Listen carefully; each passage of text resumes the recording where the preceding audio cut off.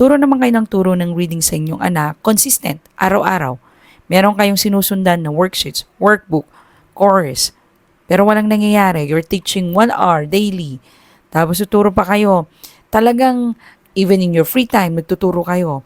Hirap na hirap pa rin. No? Parang, wala nang progress. Tigilan natin to, parang ganun, no? Normal.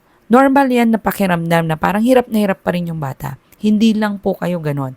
Ako din, even araw-araw ako nagtuturo sa school, turo sa tutorial, nagtuturo sa anak ko, pakiramdam ko rin yan. That is normal in reading and super hirap. Imagine, ang itinuturo mo na isang sa isang letter A, pero ang daming sound. Letter A, may sound na A, may A, different spellings. Imagine kung yan ang isasaksak mo sa lahat ng utak ng bata. And it's frustrating and nakakalito.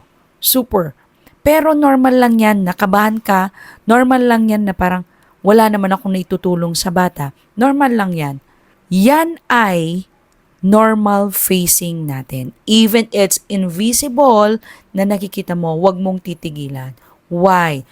Let me share you 2 points kung bakit wag mo siyang titigilan kahit na when progress feels invisible. Hi, I am Joyly Luis, teaching reading based on my experience. Tandaan natin na madalas ang progress ay tahimik lang yan. Even in real life. Di ba?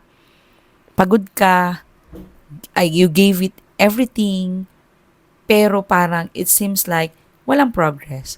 Wala po yan pagkaibahan dun sa pagtuturo ng reading.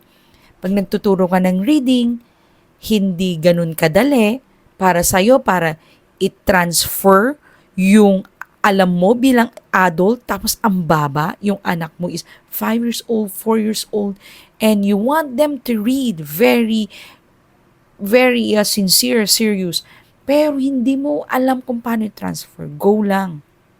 Even us, na mga teachers, na tinuturuan kami on the seminars, na ina-attendan ko pa, binabayaran ko pa mga seminars, hindi ganun kadali.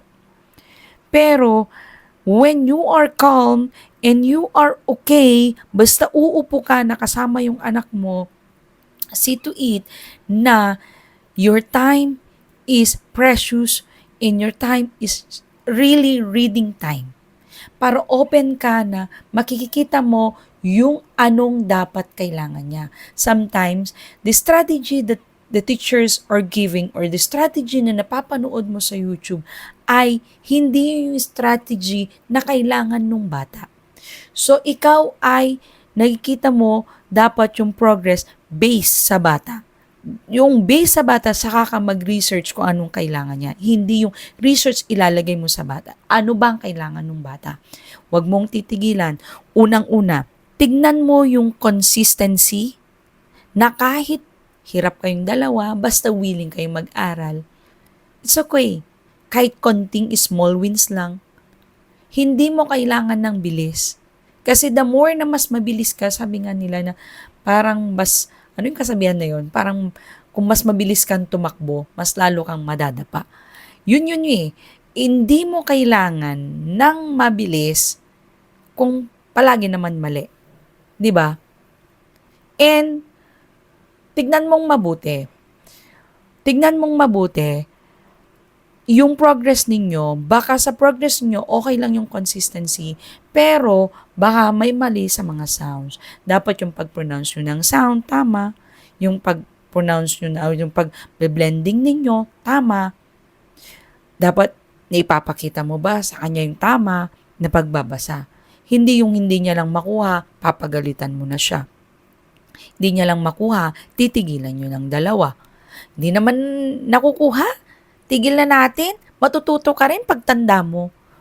Pero hindi mo nakikita na sa school nila, pag hindi siya nakabasa, mawawalan siya ng confidence. Sana, imbes na natutunan niya na yung reading at meron pa kayong ibang aaralin, nakapagbigay ka pa ng skill sa kanya, yun ang nakikita mo dapat na progress sa kanya. Kailangan ng mga bata ang support natin sa bahay bilang magulang. Always remember this, na kahit hindi halata ang progress, kailangan tumuloy. This is Joyly Luis. Always remember, you don't need perfection. You just need consistency. Be patient and you will see progress. See you po on my next vlog. God bless.